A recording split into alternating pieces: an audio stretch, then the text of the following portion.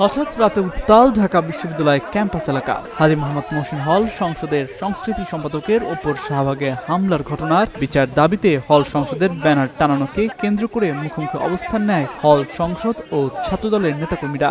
এ সময় ঘটে ধাক্কাধাক্কি ও বাকবিতণ্ডার মতো ঘটনাও।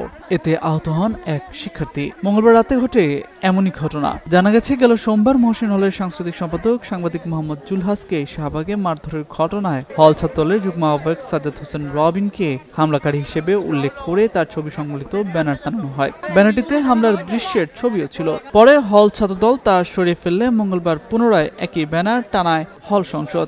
এরপরে সেটিও ছিঁড়ে ফেলে ছাত্রদল। তৃতীয়বারের মতো হল সংসদের নেতারা আবার ব্যানার টানালে সেটি খুলতে গেলে ছাত্রদলকে বাধা দেয় হল সংসদ। লেস অয়েল অ্যাবজর্ব করে আপনার পরিবারকে রাখে হেলদি। ফুড গ্রেড ম্যাটেরিয়ালে তৈরি যমুনা কুকওয়্যার। এরপর পরিস্থিতি উত্তপ্ত হয়ে ওঠে এবং এক পর্যায়ে তা কথা কাটাকাটি ও ধাক্কাধাক্কিতে গড়ায়।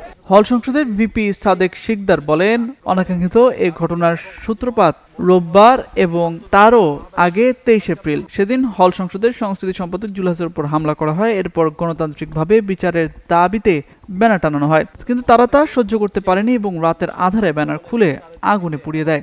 অভিযুক্ত হল ছাত্রদলের যুগ্ম আহ্বায়ক সাজ্জাদ হোসেন বলেন, হল সংসদের লোকজন তাকে বারবার সন্ত্রাসী হিসেবে উল্লেখ করে ব্যানার টানানোর চেষ্টা করেছে।